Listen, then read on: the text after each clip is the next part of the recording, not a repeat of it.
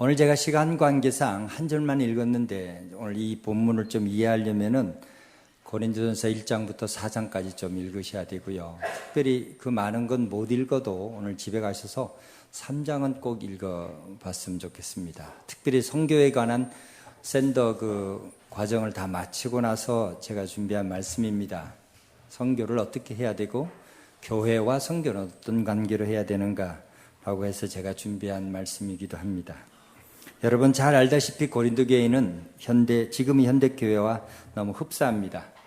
나는 어느 누구 교단에 속했고 누구 교회이고 어느 목사를 사랑한다는 경쟁과 분파로 시끄러웠고 내가 너보다 더 좋은 성령의 은사를 받았다고 허탄한 것에 자랑하는 교회였습니다. 또 거룩한 주님을 따른다고 큰소리 쳐놓고 심지어 교회 안에서 성적 타락과 방종도 있었던 교회였고요. 뭐 좀 가졌다고 아나무인 태도로 큰소리치며 살았던 교회가 고린도 교회였습니다. 바울은 그 고린도 교회에 이대로 놔둬서는 안 되겠다는 생각으로 작심하고 굉장히 긴 편지를 씁니다. 그것이 바로 고린도 전후서입니다. 그리고 이 긴 편지를 쓰면서 오늘 본문 3장 1절에서 8절까지의 중간 결론이 오늘 읽은 본문입니다. 3장 9절입니다. 우리는 하나님의 동력자, 너희는 하나님의 밭, 하나님의 집이요, 이런 말을 했습니다. 이 말은 바울이 갖고 있는 평소 때 생각을 그대로 드러난 아주 중요한 사상과 철학이 담긴 메시지이기도 합니다. 그래서 오늘은 이 말씀이 새누리교회에 어떻게 제가 선교하는 교회에 이 말씀을 좀 이렇게 전해주고 또 이 교회가 이 말씀 가지고 살았으면 좋을까라는 거 가지고 함께 나누려고 합니다. 짧게 하려고 합니다. 설교를 짧게 한다고 그래서 첫 번째가 이제 하나님의 동력자들입니다. 여러분 이 하나님의 동력자 무슨 생각이 드시나요? 여러분 마음속에 머리 생각하면은 바울은 참 위대한 사람이었습니다. 2000년 전에 교통 형편도 좋지 않는데 무려 2만 킬로 이상을 몸으로 달리면서 걸어가면서 복음을 전했습니다. 더 이상 복음을 전할 곳이 없을 정도로 본인이 큰소리칠 정도로 그만큼 넓은 영역에 로마 제국 거의 전역을 복음을 전했습니다. 그런데 바울은 그 원대한 사역을 혼자 하지 않았습니다. 혼자 하지 않고 선교 여행할 때 바울을 도왔던 사람이 있습니다. 동행을 했거나 동력을 했거나 혹은 후원자로 함께 사역한 사람들이 성경에 총 35명의 이름이 거론됩니다. 아마 여러분 그걸 숙제로 한번 찾아보세요. 그 사람이 누군가. 인터넷 찾아서 쉬운 길 가지 마시고 성경 읽으면서 어디에 있는가. 35명 중에서 26명이 로마서 16장 인사에 나옵니다. 그래서 이런 사람들을 바울은 어떤 때는 나의 동력자요 이렇게 말을 했습니다. 또 어떤 때는 형제 자매들이라고 불렀어요. 또 어떤 때는 디모데 같은 사람은 나의 동력자이자 나의 아들이라는 소리도 했습니다. 굉장히 범위가 넓습니다. 그런데 이런 사람들은 다 바울을 직접 간접으로 도왔던 사람들입니다. 그런데 오늘 읽은 본문은 참 독특합니다. 왜냐하면 아볼로를 대하여 우리는 하나님의 동력자라고 했는데 우리가 바로 3장 1절부터 읽으면 아볼로와 바울을 말합니다. 이것 때문에 지금 고린도 교회가 나는 아볼로파요, 나는 바울파요, 나는 베드로파요 싸우고 있는 상황이었어요. 그런데 아볼로와 바울은 전혀 중첩되지도 않았고 바울 사역에 도와주지도 않았으며 오히려 바울 사역과 분파를 이루는 양대 이른 상황인데 바울은 아주 혁명적인 선언을 합니다. 아볼로, 나 하나님의 동력자이다. 신기하죠, 여러분? 오늘 그래서 이 의미를 조금 더 이제 제가 시간이 얼마나 나는지 모르겠습니다. 의미를 좀 파악하려고 합니다. 하나님의 동력자라고 그랬어요. 이 짧은 3장 9절에 하나님의 동력자들이요, 하나님의 밭이요, 하나님의 집이라고 했습니다. 하나님이 계속 강조해서 나오죠, 그죠? 한국말에 하나님의 이런 말은 별로 어렵지 않아요. 쉽게 이해한 것 같은데 저처럼 평생 성경 번역을 했고 국제 번역 자문인으로 지금도 계속 번역 자문을 하는 사람한테는 이 의의는 성경 번역사들은 머리를 쥐내리게 할 때가 많아요. 얼마나 어려운지 아세요? 이 의를 가장 제대로 이해하나 테스트하는 성경이 한 장이 있어요. 바로 에베소서 1장입니다. 의가 무지무지하게 많이 나옵니다. 이것도 집에 가셔서 숙제 한번 해보세요. 이 의를 어떻게 번역할까? 그런데 오늘 거두절미하고 여기 하나님의 동력자들, 이 말은 하나님께 속한 자들 혹은 하나님의 소유라는 개념이 의라는 다른 많은 개념보다 앞장서고 있습니다. 무슨 말일까? 하나님의 소유다, 하나님의 속했다, 이 말을 오늘 읽은 3장 22절, 23절 뒤쪽에 바울이 이렇게 결론을 이렇게 내고 있습니다. 바울이나 아볼로나 게바, 베드로죠. 게바나 세계나 생명이나 사망이나 지금 것이나 장래 것이나 다 너희 것이요. 너희는 그리스도 것이요. 그리스도는 하나님의 것이라. 쉬운 말로 풀을까요? 너 지금 어디에 속했다? 어디에 속했다? 하나님의 동력자라는 말은 하나님께 속한 사람인데 그렇게 싸우고 있는데 이 세상 모든 것이 네 거다. 근데 이 모든 것이 그리스도께 속했고 이 모든 것이 하나님께 속했다는 말입니다. 헷갈리세요? 쉽죠? 더 쉬운 말로 할까요? 모든 것이 하나님께 속했다는 말입니다. 이렇게 아주 간단한 말을 하는데 이 말이 왜 그러면 현대 선교회에서 고린도 교회에서 그렇게 어려움을 당하고 있을까요? 지금도 세계 선교 현장에는 이것 때문에 싸우고 있습니다. 현대말로 쉽게 풀면은 무슨 교회다? 무슨 사역을 하고 있다? 무슨 교단이다? 나는 어디에 속했고 나는 어떤 일을 하고 있는데 내 일이 니들보다 더 좋다. 이런 도토를 기재기하고 있다는 상황입니다. 지금 그것이 2000년 전이나 1000년 전이나 100년 전이나 지금이나 하나도 변하지 않았다는 말입니다. 그것이 비극이죠. 그래서 너희가 선교한다고 할 때, 교회에 봉사한다고 할 때, 교회에 속했다고 할 때 생각부터 바꾸라. 그것이 바로 네 모든 것이 하나님께 속했다는 그 정체성부터 분명하게 따지고 들어가지 않으면 너는 언제 세상 사람들의 유혹에 내 것이다, 네 것이다, 우리 교회다, 네 교회다 싸우는 그 함정에 말리들 것이라고 말을 합니다. 그래서 이 말의 재밌는 역사적인 현실이 하나 있어요. 100년 전에 1910년에 에딘버러 총회가 열렸습니다. 아마 개신교의 역사상 루터 그 칼빈 종교개혁 한 뒤 혹은 예루살렘 사도행전에 나온 예루살렘 총회 그 다음에 아마 1900년이 지난 뒤에 에딘버러 전 세계 기독교 총회가 열립니다.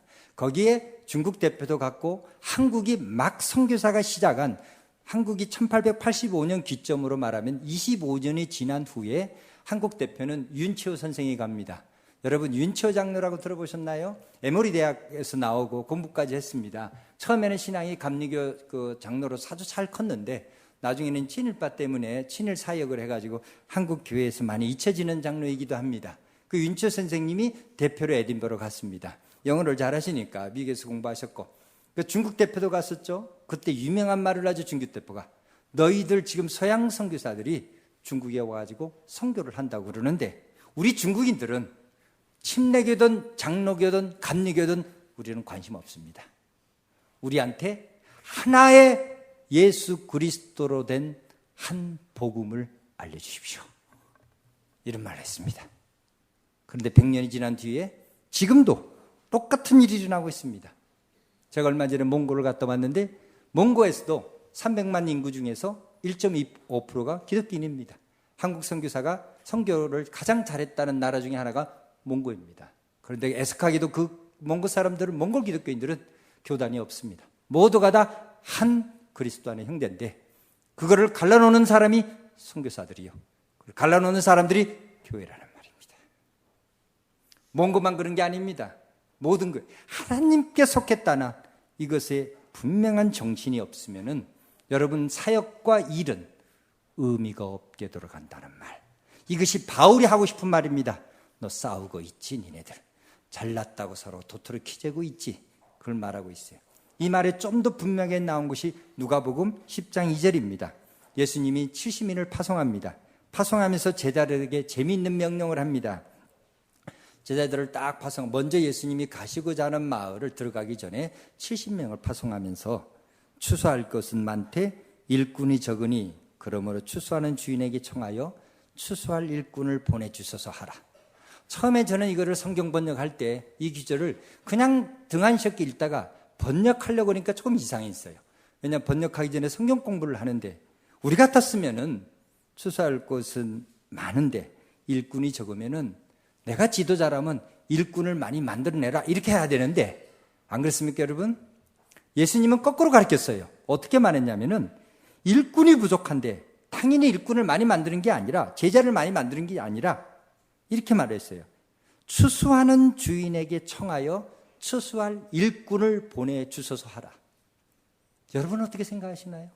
제가 1986년 파송을 받고 지금까지 만 29년을 선교사로 하고 있습니다. 19년을 밖에서 사역했고 10년을 지금 후배들을 키우고 있어서 한동대에 있는데 제가 지금 세월이 들어가고 나이가 들면 들수록 이 말이 내 가슴 속에 더욱더 강하게 부각한 때는 없었습니다.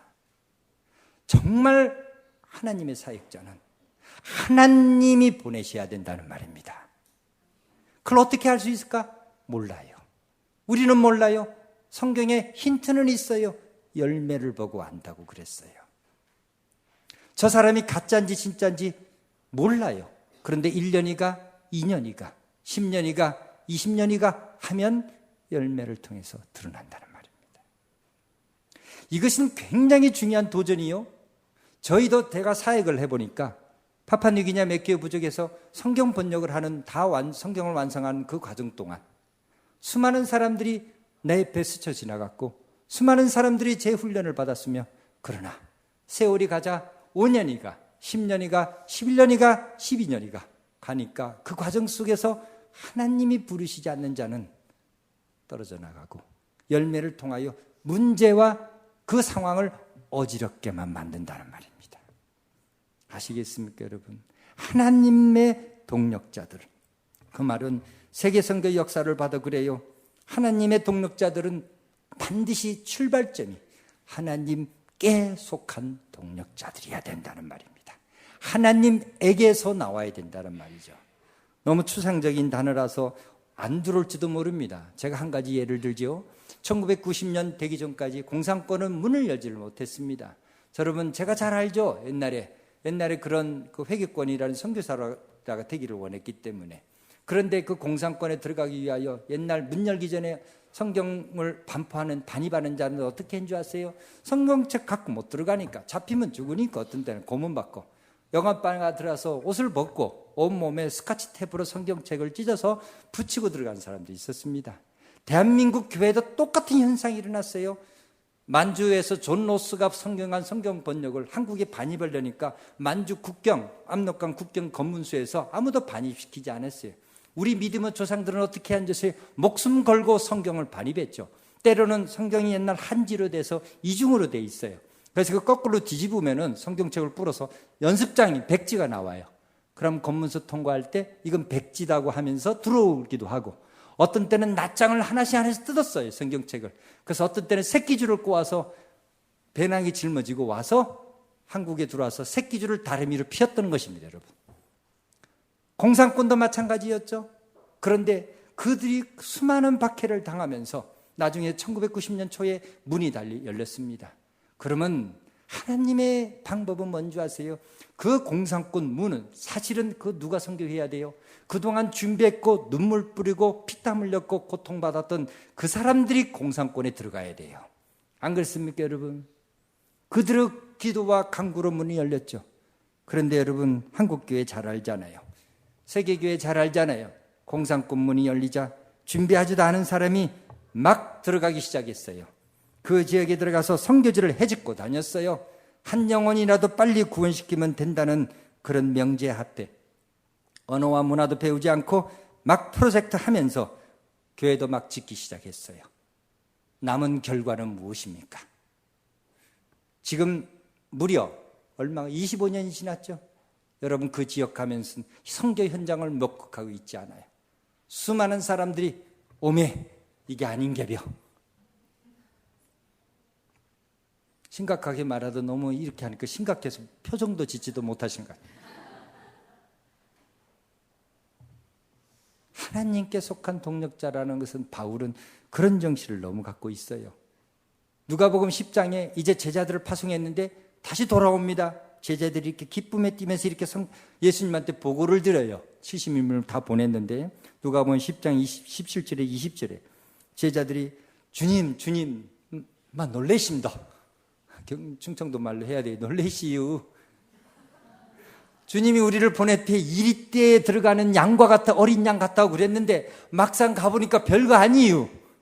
주의 이름이면 귀신들이 우리에게 항복 팍팍합디다. 예수님 우리한테 겁줬지요? 그렇게 했을 거예요. 예수님 뭐라 하는지. 제자들이 이렇게 좋아하고 기뻐하면서 막 기뻐 뛰는데 우리 예수님 특히 알잖아요. 꼭 초를 치죠 그때. 뭐라고 하셨어요 예수님이? 귀신들이 너에게 항복하는 것으로 기뻐하지 말고 너의 이름이 하늘에 기록된 것으로 기뻐하라. 뭔 소리죠 여러분? 너 어느 지역 다니면서 선교한다고 그랬지? 그 지역 사람이 많이 회심한다고 그랬지? 그 교회 많이 지었다고 그랬지? 그것이 너의 기쁨의 근원이 아니라는 거죠. 하나님의 동력자라는 말은 주께서 보낸 사람이고 하나님께 속한 자들은 모든 것이 누구 거라고요? 하나님 것이죠. 내가 자랑할 것이 있습니까? 없죠. 이것이 우리 교회가, 특별히 한국교회가 싸워야 될 영역이라는 말입니다. 여러분이 선교를 한다고 했을 때 여러분의 기쁨의 근원은 진정 어디에서 나와요? 예수 그리스도를 믿고 살아간다고 했을 때 여러분의 진정한 근원은 무엇에서 나옵니까? 스스로 한번 질문해 보시기 바랍니다. 여러분, 그래서 한국교회 선교는 선교지에서 교회 몇 개 개척했고 몇 명 모였다는 종교적 형식에서 단 한 번도 자유함을 가진 역사가 없습니다. 여러분, 복음은요 그런 종교적 형식이 아닙니다. 복음은 사회적 영향력과 변화라는 가치 척도가 엄청나게 사람을 통해서 변화가는, 우리가 선교한다고 했을 때 현지인들은 우리가 물러가고 나면은 그들은 그들 상황 속에서 하나님을 절대적으로 의존하고 자기 스스로 자기 문화와 자기 사회와 싸워야 됩니다. 여러분 그것까지 생각하고 선교하시나요? 여러분이 단기 선교를 가든 장기 선교사를 파송하든 그 여러분이 떠나고 난 뒤에 현지인들이 정말 총체적인 복음을 가지고 예수 믿고 구원받는다는 그 말 말고 그들이 어떻게 자립하며 그들이 어떻게 독립하고 그들이 어떻게 변화하는 그 수많은 변화 속에서 살아갈 수 있을까? 그런 고민을 한 번이라도 해보셨나요? 내가 단기 선교 가서 나의 종교적 기쁨은 누리지만 내가 떠나가 나면 이들은 365일 중에서 355일은 10일은 단기 선교 간다 치고 355일은 이들은 어떻게 살아가야 되느냐? 그거에 대해서 질문하면서 여러분이 단기 선교를 가고 있습니까, 여러분? 하나님의 동력자다라는 말 속에는 참으로 그 출발부터 하나님이요, 그 마지막도 하나님이라는 이것이 전제에 깔려 있다는 말입니다. 그러면은 하나님의 동력자들은 어떤 모습으로 그러면 선교를 하고 살아가는 것이 옳을까요? 두 번째 생각을 하겠습니다. 저희가 이제 동력한다는 말, 이 동력의 의미를 알려면은 사람들이 요즘은 그냥 동력이라는 말을 아무데나 갖다 붙여요. 막 은행, 보험회사, 통신회사, 서로 동력하고 인생을 여러분과 동력합니다. 그러죠? 심지어는 걔한테도 갖다 붙이죠. 나의 평생 동력자. 그런 동력은 사실은 그렇게 하면 안 되고요. 성경에 말한 동력은요, 신약성경 다 읽어보면은 갑과 을의 관계에서는 동력이 절대 안 됩니다. 선교를 내가 가진 자요, 너는 선교를 받을 수혜자요, 나는 기버고 너는 리시버다, 이런 관계를 가지고는 죽어도 동력이라는 말이 이루어지지 않습니다. 동력은 말 그대로 사회적, 신분적, 경제적, 학적 형편이 다 같은 것으로 전제를 깔지 않으면 동력이 안 됩니다. 안 그렇나요? 아무 반응이 없으면 아주 다 알아듣는 걸로. 동력이 얼마나 오해할 수 있는가를 옛날에 과거 TV 프로그램이 하나 있었죠. 이거는 제가 잘 아는 내용이지만 한번 인용할게요. 이 동력이라는 개념까지 한번 들어보세요.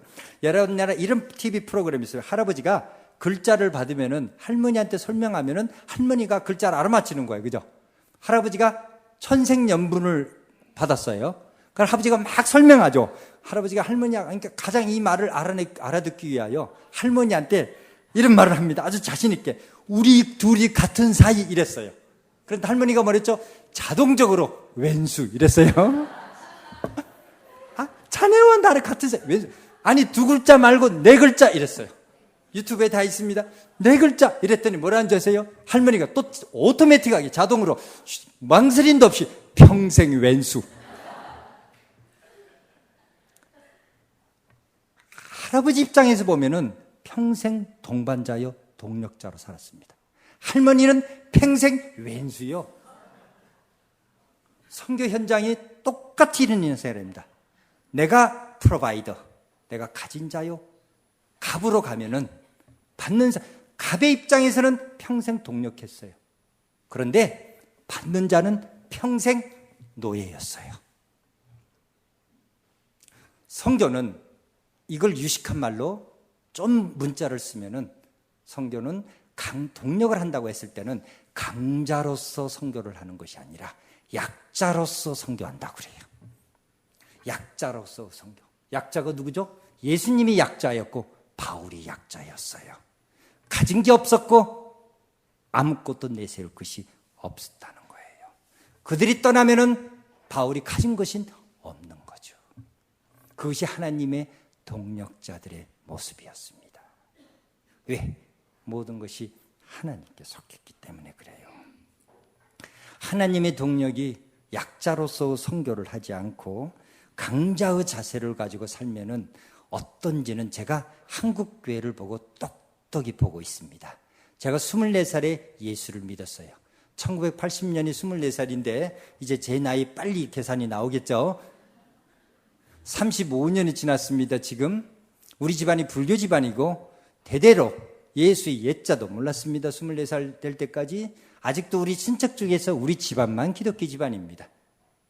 독특하게 하나님이 놀랍게 사랑해서 내 동생도 선교사예요. 모든 집안을 다 기독교화했는데 그 다른 친척들은 아직도 다 불교 집안이에요. 그런데 35년 동안 한국 기독교 흥망성쇠를 내 눈으로 다 보고 있어요. 지금 왜 그랬을까? 이런 생각을 해보니까 한국교회는 말 그대로 35년 동안 강자의 행세를 한 겁니다. 약자가 아니었습니다. 1950년대, 60년대 한국교회가 세상에 큰 소리 친 법이 있었어요? 없었어요. 다들 찢어지게 가난했어요. 내세울 거 없었어요. 교회에 무슨 거창한 비전 걸어놨나요? 아무것도 없었죠. 목사들은 뭐 했나요? 다들 가난한데 그저 죽을 돈 상동, 찢어지게 가난한 거 예수님이 진리의 말씀이니 그 붙들고 평생 신실하게 산 거죠. 안 그랬습니까, 여러분? 오죽했으면은 오늘 전도사도 결혼하는데 목사 후 후보생한테 딸을 보내주려고 안 했죠, 아무도. 20위 순위를 매겼는데 1등부터 쭉 내렸는데 사윗감 20위는 이발사, 19등이 목사.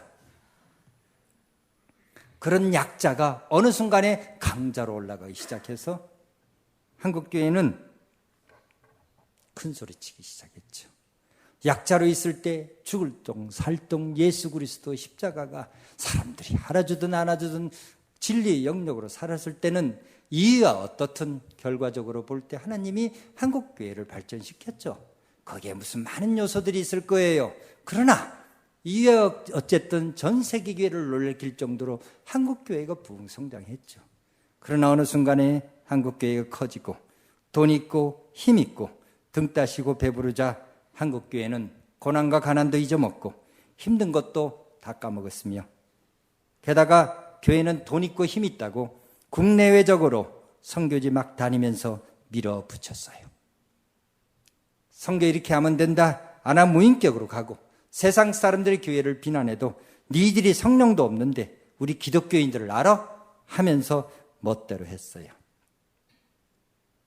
여러분, 그 결과를 우리가 보고 있지 않습니까? 초등 기독교 인구 3%라는 초라한 성적표 가지고 어찌 자칫 잘못하면 우리 후손들이 그 아픔을 고스란히 물려받을 때가 된 거죠. 선교는 여러분 강자가 아니라 약자다는 정신이 에베소서 3장 6절에도 나와 있어요. 바울은 하나님이 창세전부터 감추어둔 비밀이라고 말을 하면서 개나 짐승으로 여겼던 이방인들을 이렇게 묘사합니다. 에베소서 3장 6절, 이방인들의 함께 상속자가 되고 함께 지체가 되고 함께 약속에 참여하게 되니라. 신약 그리스어는 이 함께는 전부 다 한 단어입니다. 함께 쉰이라는 그 접속사를 붙어서 with 이것이 걸려 있습니다. 그러니까 나와 진정한 동반자라는 거예요. 동력자라는 거예요. 함께 상속자가. 그 당시 이방인들은 개, 돼지였고 노예는 사람이 아니요 물건이었습니다. 그런데 바울은 사회적 혁명을 뒤집어 놓는 생각을 가졌던 거죠. 심지어 노예한테도 빌레몬한테 너한테 도망친 오네시모를 내 형제로 받아들이라. 있을 수 없는 이야기죠, 여러분.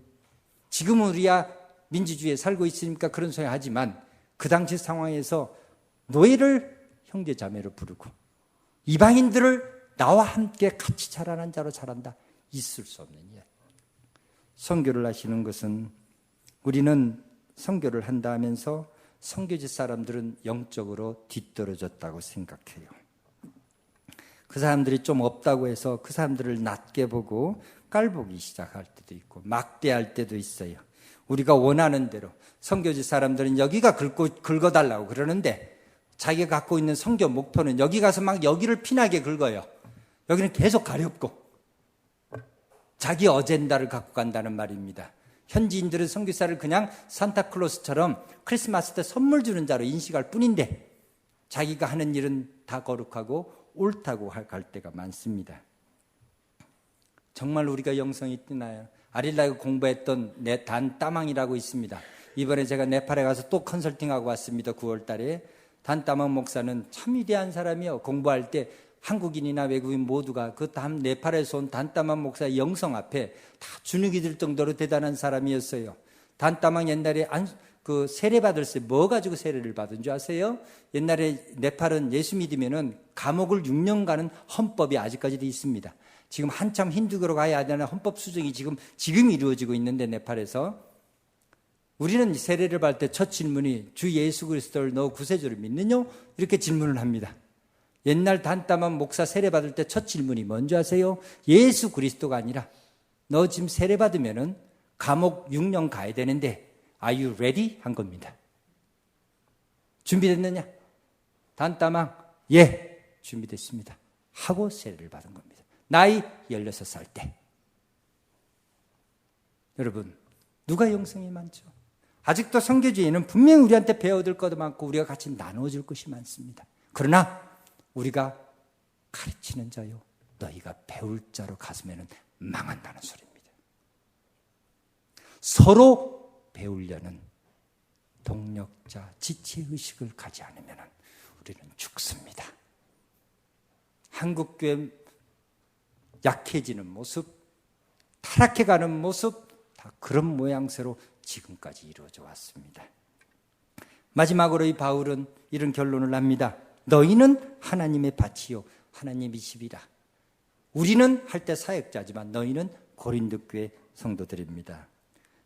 모든 고린도의 성도들인데 사실은 현대에서 이 성경을 읽으면은 우리 기독교인들이 바라볼 때 선교지 모든 세상에 관한 세상을 바라볼 때 그것이 하나님의 집이요 하나님의 밭이라는 말입니다. 우리 모든 성도가 다. 그래서 여러분, 밭과 집은 공통된 분모가 있어요. 둘 다 갖고 와야 되고 둘 다 세워야 됩니다. 그런데 그 근본 원인이 어디다? 제가 이제 파푸아뉴기니아에서 밭이 제 아내가 농사를 지었기 때문에 제가 전기 수도가 전혀 없는 곳에서 성경 번역을 하니까 먹기가 굉장히 힘들죠. 통조림을 먹어야 되는데 그 채소를 이제 좀 먹어보겠다고 우리 제 아내가 이제 농사를 지었습니다. 그 농사짓는 게 보통 작업이 아니죠. 메마른 땅을 갈구어야 되고 씨를 뿌린다고 해서 다 그대로 열매 맺는 것도 아니에요. 씨 뿌리 닭똥을 제가 번역 끝나면 맨날 우리 제 아내의 주문은 가서 닭똥 좀 긁어오라고 그랬어요. 닭똥 긁는 자. 닭똥 긁으면 이게 놓죠. 씨를 뿌려놓고 물 많이 준다고 자라요? 아니요. 밭은 절대로 물 많이 준다고 자라지 않습니다. 물을 주고 기다려야 되죠. 기다린다고 무조건 잘 자라요? 아니요. 병충해가 뜯어먹기 시작하고 우리 마을엔 돼지가 웬수죠. 돼지들. 펜스를 쳐놓고 하면은 돼지들이 와서 갉아먹죠. 그럼 내 피와 살을 뜯어먹는 것 같아요. 채소 좀 먹어보겠다고. 선교사가 좀 그 선교지 와서 잘 좀 먹으면 안 돼? 먹어보겠다 했는데 돼지. 그래서 제가 그 순간, 돼지를 보는 순간 선교사 탈을 벗었죠. 돌멩이를 들어서 던지기 시작한 거죠. 그런데 그냥 또 기적이 일어났죠. 큰 돌멩이를 던졌는데 돼지가 내가 던지니까 철조망이 도망가려고 줄을 쪼르며 섰는데 돌이 날아가서 한 돼지 머리를 치고 그 돌이 튀어서 두 번째 돼지를 쳤는데 두 돼지가 현장에서 죽었던 거 아닙니까? 이게 지금 메케오 역사상 한 돌로 돼지 두 마리 죽인 것은 거두절미하고 회개 많이 했죠. 옆집에서는 주인이 밭에 갔으니까 우리 둘이 한 마리씩 잡아먹자 이러다가 난리가 났죠. 이제 시간이 짧아서 다 이야기 그만할게요. 이제 밭과 집은 집을 세우는 것도 보통으로 집을 세우는 게 아니에요. 고린도 3장 16절 여기 집은 성경에서 어떤 때는 가족을 말할 때가 있고 어떤 때는 하나님이 거하는 집은 성전입니다. 그런데 3장 16절부터 보면은 오늘 읽은 그 다음부터 읽어보세요. 그러면은 기독교인들 자체가 하나님의 성전으로 지어가는 모습을 바울이 그리고 있습니다. 근데 그 집을 이렇게 말해줘. 10절에서 15절까지 보면은 3장 오늘 읽은 그 다음 절부터 보면 바로 나옵니다. 사람들이 집을 짓는데 금과 은, 보석, 나무, 풀, 집으로 다양한 방법을 사용합니다. 그런데 그 짓는 수고가 불로서 나타나서 나중에는 다 반드시 불탄다고 그랬습니다. 그랬더니 어떤 사람은 집과 풀로 짓지 말고 금과 은으로 지라 이렇게 해석하는 사람이 있어요. 그거 아니에요. 거기 아니라 집을 안 타게 하는 그 기초가 뭐냐? 예수 그리스도라는 말입니다. 그 성경에 분명히 나오죠. 모퉁이 돌이 되었느라. 새누리교회 성도 여러분, 선교를 한다고 그랬어요. 교회를 이곳에 세워서 한다고 그랬어요. 여러분이 성경 번역 선교 사역을 하든 교회 개척을 하든 전도를 하든 아릴락처럼 지도자를 키워내는 것에 사역을 하든 교회는 보다 더 나은 것을 하려고 선교를 하려고 동력하라고 시간 낭비하는데 성경은 그렇게 가르쳐주지 않고 어떤 것을 하든 아볼로가 하든 내가 하든 우리가 하는 어떤 방식으로 해도 되는데 그런데 그 과정에서 예수 그리스도 모습으로 닮아가는 모습이 드러나지 않으면은 여러분이 하는 선교, 교회 다 꽝이다 이 말이에요. 아시겠죠? 에베소서 2장 19절 22절에도 이렇게 결론을 내립니다. 그러므로 이제부터 너희는 외인도 아니요 나그네도 아니요 오직 성도들과 동일한 시민이요 하나님의 권속이라. 너희는 사도들과 선지자들 터 위에 세우심을 입은 자라. 그리스도 예수께서 친히 모퉁이 돌이 되었느니라. 그의 안에서 건물마다 서로 연결하여 주 안에서 성전이 되어가고 너희도 성령 안에서 하나님의 거할 초소가 되기 위하여 그리스도 예수 안에서 함께 지어져 가느니라. 우리 목표죠. 여러분, 사랑하는 성도 여러분, 지금 전 세계 현장은 예측 불허한 상황으로 바뀝니다. 제가 지난 3주 동안을 몽골, 네팔, 독일을 갔다 왔는데 독일은 또 난민들 훈련 때문에 저를 초대해가지고 어떻게 그들한테 바른 훈련을 할까 이렇게 가서 갔다 왔습니다. 갔다 왔는데 여러분, 이런 많은 예측 불허한 상황이 변하고 또 현지인들 교육 수준이 엄청 높습니다. 몽골은 제가 2004년부터 9년까지 국제자문위원과 같이 해마다 가서 번역 컨설팅을 했고 번역을 출판했는데 그중에 몽고 한 지도자가 공부를 했어요. 미국 고대 코넬에서 공부를 하고 캠브리지에서 PhD를 했어요. 그분이 다시 몽골로 돌아가고 모든 유혹이 있음에도 불구하고 돌아가고 몽골 스탠다드 번역 버전 장이 됐습니다. 그 친구가 저를 불렀습니다. 제가 5년 동안 거기 컨설팅을 했기 때문에. 이번에 가서 합의를 했는데 옛날 선교사가 번역한 것을 선교사 버전이라고 그래요. 현지인들이 헬라 히브리에서 직접 번역한 것을 그때부터는 현지역이라고 그럽니다. 근데 그 바이아라는 그 친구가 탁월한 샤프한 걸 가지고 그런 식으로 이제 올라가는 겁니다. 참 근심이 많죠. 그 형제가 한국 선교사들을 바라보는 눈이. 우리가 그렇게 깔볼 수 있나요? 그렇지 않습니다, 여러분. 그들은 현지인들이 자기 나라를 더 잘 알죠. 그래서 여러분 마지막 말을 맺고 넘어가도록 하겠습니다. 딱 30분이 돼서 이제 끝맺혀야 될 것 같아요. 하나님의 밭이다. 하나님의 집이다.